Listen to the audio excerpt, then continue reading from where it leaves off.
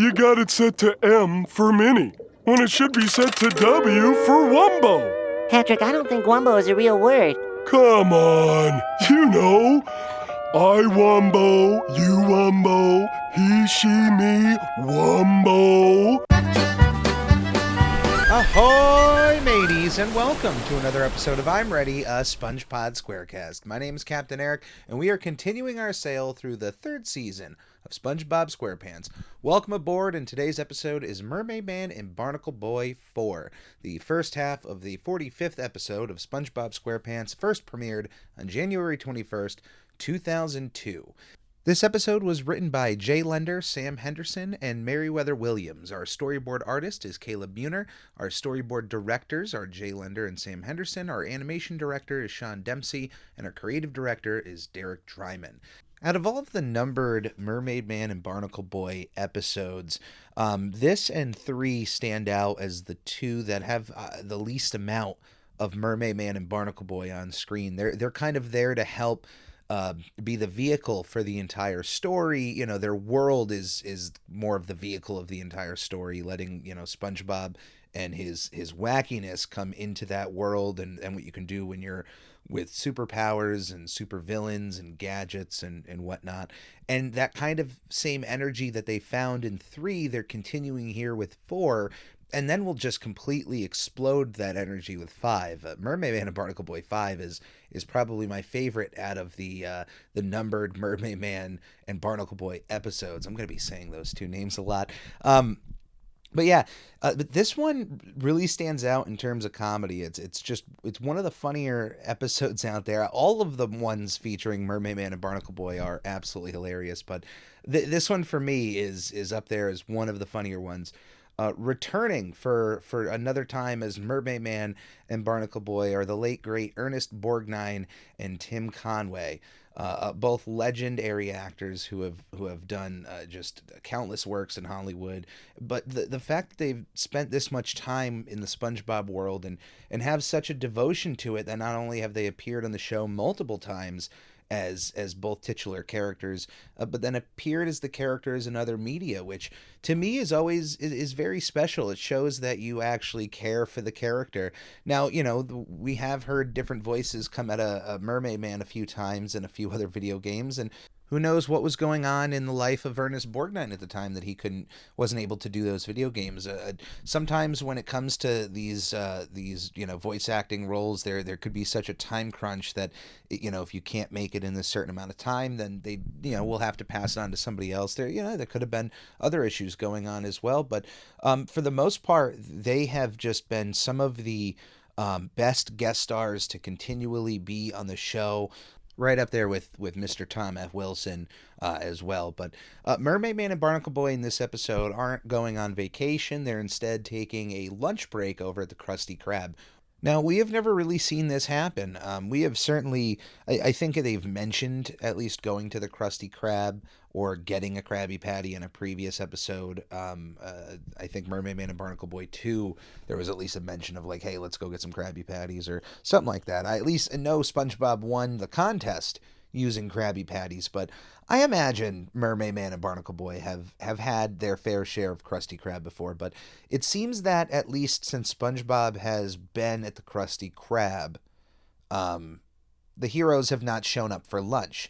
SpongeBob acts like this every single time they come in, which to me would make them not want to go into the Krusty Krab. So maybe this is the first time since SpongeBob has been the fry cook there that they've eaten at this establishment. But when SpongeBob hears about them being at the Krusty Krab, he goes absolutely nuts, which causes them to leave. Before this, we actually find out that MermaidMan is apparently, now I don't want to say he's poor, but he certainly doesn't have any cash on him to pay for the $5 meal of himself and BarnacleBoy. BarnacleBoy has to foot the bill after getting in a bit of an argument with Squidward. It was nice to get these two characters together, obviously with their big noses. They tend to stand out amongst the crowd, and they certainly look alike in that regard. So getting a bit of a nose-to-nose here with Squidward and BarnacleBoy is certainly one of the funniest visuals I can think of just for this show, because it's when you see BarnacleBoy, the first thing you notice is the big nose he has, and that that kind of looks like Squidward's.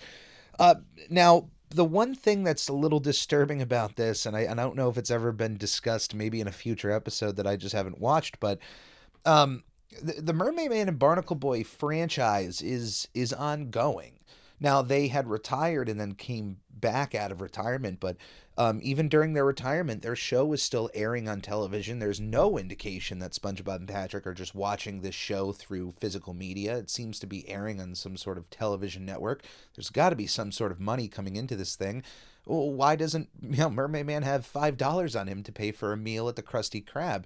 Now, the disturbing part is the fact that he lives in a retirement home, and depending on some retirement homes, some nursing homes, I know that when you essentially sign over your life to live there, you sign over your life. Maybe some can be a bit more lenient with the money you can make outside of living there, but I can't imagine there's many of those places that exist. I think once you live in a retirement home, you're kind of there, and I'm sure you can be taken out, no problem. But it just kind of comes to question: is this franchise is still going? They're making new episodes. Is this guy not getting adequately paid for the work he's putting in? How much more merchandise is being made of Mermaid Man and Barnacle Boy, and this guy doesn't even have a dollar to his name. He has a single lug nut inside of his coin purse. It's just it's a bit disturbing when you think about it. If you know anything about like nursing homes, retirement homes, not that they're bad, not that they're bad. They're there to take care of you at the end of your life. I understand that, but yeah, it's weird that he doesn't even have the money to go and get a burger. But it's a good thing that Barnacle Boy has the $5 to spot him, so they're able to enjoy their meal.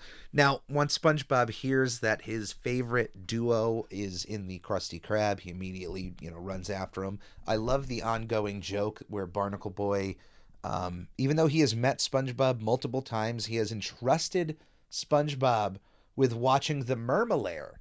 They entrust this guy so much that to watch their secret hideout where all their gadgets and supervillains are, or at least Man Ray. But the fact that he continually still calls SpongeBob that Sponge Kid, like that ongoing joke is hilarious to me. I love that. I don't know if it's written in or if it's just something that Tim just kept going with and they just kept writing in for that. But yeah, that joke still pops up. They immediately see SpongeBob running after him and run out of the Krusty Krab. They're out of here, finding the invisible boatmobile in a packed parking lot. Therein lies a challenge. Luckily for them, Mermaid Man has the invisible boatmobile like beeper, and it's also invisible, which it's silly, I guess if you don't want people to find your invisible boatmobile, you got to keep the clicker visible as well. Invisible. If I said visible there, I was wrong. We do get a bit of a flash though when the car beeps. The invisibility of the car goes away for a split second, quickly as it beeps, and we get to see that the invisible boatmobile of Mermaid Man and Barnacle Boy is actually a nice, souped-up pink Cadillac, which, I mean, that is just absolutely perfect. I love that. I love that it's just a very retro-looking pink Cadillac. I said now the stock image that was used in this bit here was not souped up in general, but we know some of the gadgets of the invisible boatmobile, so we have to assume that those gadgets pop out of the hood and the trunk and underneath and whatnot. But I love that out of just all cars in the world, a pink Cadillac would be the invisible boatmobile. They drive off, but during this moment, Mermaid Man had lost his utility belt, which SpongeBob then finds and then is trying to return to them before deciding to have a little bit of fun himself. This is a bit of SpongeBob we don't get to see a lot of, but it leads to a lot of fun stories, and I think it's a not a trope at this point, but there's a lot of classic cartoon characters out there that are certainly family friendly, but all of these characters at some points in their history had can have a bit of an edge to them. Mickey Mouse, when he would get into little mischievous moments in his cartoons where he would do something that would maybe be against the Mickey Mouse of today. Of course, Bugs Bunny, super mischievous. We don't get to see SpongeBob break the rules very often or do something against his better judgment, but Here he finds himself with the utility belt of his favorite superhero and now in his hands. And he decides to have a little bit of fun with it. Now, it's completely adorable and innocent fun, but what SpongeBob decides to do with the utility belt, he finds that one button on the belt is a shrink ray and decides to shrink every bit of the Krusty Krab kitchen so that he can start serving tiny Krabby Patties to the various cockroaches that are on the floor. We get to see this one cockroach eating a Krabby Patty at a tiny table. It's an iconic moment. There was, I think a video somebody made on TikTok or Instagram of, people who have painted that little cockroach on their walls and on their paneling and whatnot. Even some that have made him in clay. Just absolutely one of those iconic SpongeBob moments. It's just a little bit that's there for like a second or two, but just instantly iconic. Everybody knows that little cockroach eating the tiny Krabby Patty.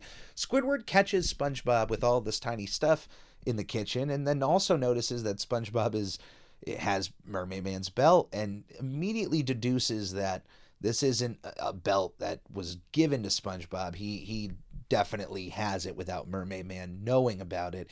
And Squidward being just that, he got punched in this episode, and Squidward is that guy that he just wants, he's a guy who he gets punched and then wants to punch others. Maybe not physically. He's not a person who is, doles out physical harm, but certainly emotionally, this is where the bullying aspect of Squidward comes into play.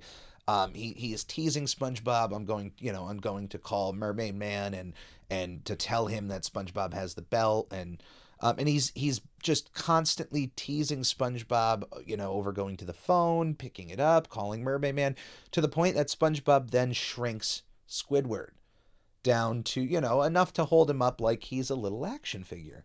Now that Squidward's shrunken, he of course is really angry at this point and tries to yell at SpongeBob to find the unshrink ray.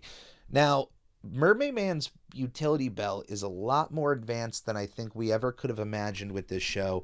The MermaidMan and BarnacleBoy show, as we have seen thus far, has been kind of a bit of a parody of the 1966 Batman TV show. And then, of course, with the fact when they become old men, it's a different parody of itself, but like the original show is kind of shown to be a parody of that. But the fact that this utility belt is so equipped with so many rays and gadgets, but let me go through the list of them. We know that there's a shrink ray. I'm going to assume there's an unshrink ray because MermaidMan even confirms it later in the episode, so I don't even have to assume. Now, there's also a ray that I'm going to call the mutant ray. It's the first thing that shot at Squidward and adds 9 or 10 eyes onto his face and a bunch of extra tentacles and snakes. And now he's able to pull it off of his head, so it definitely didn't change his physical being. But a mutant ray, there's a fire ray, there's a bulbous nose ray, which is what I called it. Makes your nose even bigger than what it already is. There's a skinless ray, which removes your skin. Gross. There's a giant scissors ray, which causes giant scissors to, I guess, cut you in half. Off screen, we get 7 other rays that we just don't get to hear from, but that do various things to Squidward, either morphing him or hurting him because it's just constant yelling or gurgling of different sounds. We eventually get to this last ray that it seems to be another like burning type ray, but I'm just going to call it the crispy ray because it just leaves Squidward to a nice burnt crisp. But Squidward, screams for all of this chaos to be done. He knows that it's just time to go to MermaidMan, and now he's serious about just going to see MermaidMan over this issue. It's not about tattling SpongeBob. It's about obviously dealing with this situation that they find themselves in. But SpongeBob does not want to go to MermaidMan because, of course, with him knowing about this, he may get mad. Although, still at this point, I don't know how long it's been since MermaidMan has left the Krusty Krab, but you can simply just call the guy and say, hey, you left your belt here. Hey, we found your belt in the dining room. Just come and get it. It's at the Krusty Krab. But even at this point, SpongeBob could just be like, hey, I found your belt. I accidentally pressed one of the thousands of buttons on it and it shrunk my coworker. Now, Squidward could throw him under the bus, I guess, if he wants, but I don't think that would be very fun. Now, of course, SpongeBob goes against the Squidward's judgment at this point of going to Mermaid Man and decides to go to the smartest creature he can think of. Well, that's, of course, Patrick Star, who's, of course, sleeping up against his rock, but, like, face up against it. He's, like, standing up and he's got his face buried up against his rock. He is immediately, once he sees this tiny Squidward, thinks it's an action figure and wants to play with it and dive bombs with it and then wants to punch it in the face with it. Like, Patrick's idea of playing with an action figure is that eventually they got to come into play with the giant fist. The giant fist is the ultimate villain of the action figure. Of course, he doesn't get to punch tiny Squidward before SpongeBob reveals the situation that it isn't an action figure of Squidward, it's the real Squidward, and he goes over the pickle he finds himself in. Patrick's big advice during this entire time is that the utility belt, which is also a different color in this episode. Previously we've seen Mermaid Man with more of a yellowish utility belt, but now it's been changed to purple. I actually prefer the purple on Mermaid Man than the original color, but Patrick's big advice is that the giant M must stand for Minnie. And that therefore, if you turn the M upside down to a W, you will get Wumbo. Which, if you are prevalent in Wumbology at all, you will understand that that is the opposite of Minnie. This is first grade, everyone. You should know about this. Once again, just one of the funniest jokes to come out of this. I mean, everybody... you could walk up to so many people at the age of, 30 years old and say Wumbo, and they'll know exactly what you're talking about, and will probably quote this episode. I'm willing to bet a ton of money that a good hefty majority of people around 20, 25, 30, even 35 know of just the word Wumbo. There's an entire section of our culture that knows this word because of this episode, and that's hilarious to me. And that word, no one knows what it means, but it's just, hey, W is for Wumbo, and hey, it's a first grade taught thing that Wumbology, the study of Wumbo. It's Patrick being silly for the sake of being silly, but his silliness always leads to some of the best comedy, and from that I can understand why they would want to spin off with that character and just see how wacky they can get. But in these little bits, when you just get your one Patrick moment per episode, sometimes it's absolute gold, and this is one of them. But of course, Wumbo doesn't work and shrinks Patrick as well to the side of Squidward. I love the visual gag at first where they think that because he's now the size of Squidward that it must have worked, but then sees the SpongeBob and then imagines that he was giant. The fact that we just get a split second look at Patrick and Squidward, and now we all know that Patrick's going to shrink as well, but the fact that we were able to quickly get that before the reveal was hilarious. Now that he has both Squidward and Patrick, he puts them in a jar, which, now we brought up the pickle earlier. Patrick makes his attempt at a pun or some visual comedy on the fact that he had a pickle in his pocket when he had Squidward, the action figure. But now that he is shrunk and is inside of a jar, he's able to pull the pickle out again, which is, proportional to the way he had it earlier. But now it's a smaller pickle inside a jar, and he makes a bit of visual humor that I'm not sure would get many laughs from the school of Jerry Seinfeld, but there's a joke to be made there. There's something to be found where the pickle is now back in the jar in a certain way. Patrick's not going to be the one to find it, but there's something there. Now we get a sequence which finds SpongeBob running into pretty much every single citizen of Bikini Bottom and is just frightened by every hello he finds because he's worried about getting caught by Mermaid Man. And while he's getting caught by each and every citizen by saying hello, he is shrinking each and every citizen and adding them to this jar to the point that every single citizen of Bikini Bottom is shoved inside of this one jar for safekeeping until SpongeBob can figure out what to do. from inside of the jar, SpongeBob's friends are all trying to voice their concerns over the situation, and that the right thing to do would be to go to MermaidMan. We get to see Squidward in a very uncompromising position where three other gentlemen have their buttocks pressed up against Squidward's head inside of this jar, while everybody talking is like up against the glass. And visually, I think it's a cool way to do this scene, and I really love how the characters pop on top of the backgrounds of the incidentals. I love the glass overlay on top of them. It's just a wonderful idea with everybody just being squished in with one another.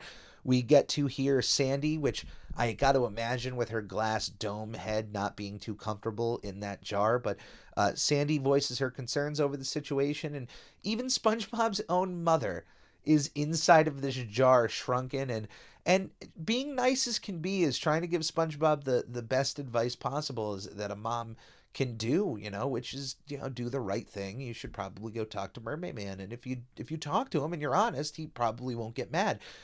Now, MermaidMan pipes up and tells SpongeBob that he should probably listen to his mother, completely oblivious to the fact that he is MermaidMan, and lo and behold, both MermaidMan and BarnacleBoy were shrunken themselves and added to the jar. One of the funniest jokes of this entire episode, the fact that they were also shrunken down too, and during this situation and their whole reveal. I mean, this entire situation, and even when SpongeBob's mom is shown on screen, it's hilarious that SpongeBob would shrink his own mother down, like would be that spooked about a hello from his mom that she found herself in this situation. I don't know what happened to his dad. I don't know if he just wasn't around that day or is just maybe working and not even in Bikini Bottom at this moment. But what is the breaking point for the citizens at this point? They're just trying to convince SpongeBob to do the right thing. But once MermaidMan, he immediately can't think of where the unshrink ray is, but his first idea is asking SpongeBob if he has set the utility belt to Wumbo, which right there just solidifies Wumbo as being an important piece to this entire part, which kind of makes Patrick seem really smart in this situation, and I really like to pick his brain at what he has to say about Wumbo. But all of the citizens break out of the jar and decide to attack SpongeBob for some reason at this moment. Now, they have every right to be angry, but at the choice of the Wumbo thing with MermaidMan is really confusing because they have no idea of the prior conversation with Patrick, and this is the first time they would be hearing this, and so their anger is like, we know as the audience it being just because we think Wumbo is silly, but in their world, like, they have no idea about this utility belt. And I'm sure that Wumbo could just be a word that is just over their heads within the scientific, part of this. But they all pretty much enter SpongeBob. We get a lot of these up-close matte paintings of SpongeBob's body and the different citizens going into the holes and climbing up his legs. It's a very Gulliver's Travels type feeling, except for a bit more graphic than Gulliver's Travels, because the citizens inside of SpongeBob are all, they all get their all time to shine, their one-liners of how angry they are, but Squidward is kicking his stomach, and Sandy is punching his brain, and MermaidMan and BarnacleBoy are kicking out his eyes, and everybody is really just beating up SpongeBob. And I remember that they used this sequence a lot in various commercials of showing SpongeBob, how much he can kind of like move and contort as a sponge, his body. Eventually, SpongeBob comes up with this wonderful idea that if everybody can't be big, well, then why can't he just be small? And decides to not only shrink himself, but the entire town of Bikini Bottom, like the town, the physical town itself, all the buildings, everything, down to the size of everybody else. So that at the end of the day, everybody is kind of back to normal, and everybody accepts this new reality. Everyone seems happy with it, like enough so that they actually start cheering, even though this really isn't a good fix to their situation and is actually kind of scary given the fact that they're still living in the ocean and now all pretty much plankton size. Speaking of which, Plankton, who I guess was on a bit of a vacation, a bus pulls up right next to the tiny town of Bikini Bottom. Out steps Plankton with 2 suitcases, arriving back to town, seeing himself now a giant compared to the town of Bikini Bottom, which is really hilarious because, intentional or not, it is a nice callback to Plankton's dream in Sleepy Time. Plankton's dream was, of course, being a giant, being able to topple the buildings of Bikini Bottom and cause as much mayhem as possible. And now Plankton finds himself in his like living his dream. I don't know if he takes advantage of that, but maybe he immediately, before he gets a chance to, gets shrunken by everybody. But that is MermaidMan and BarnacleBoy 4. And like I said, it is not one. If you were looking for an episode that included more of the core characters of MermaidMan and BarnacleBoy, I would turn you to other episodes.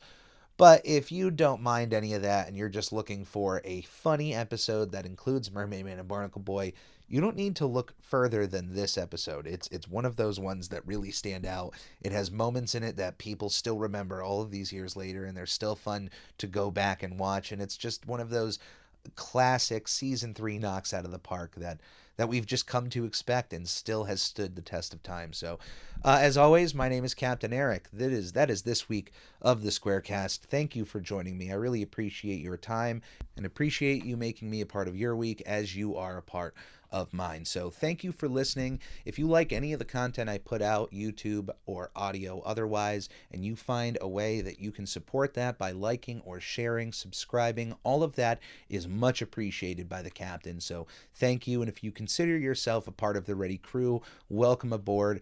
I just want all of you to know that consider yourself a part of that crew, that you will never be alone with the captain at the helm.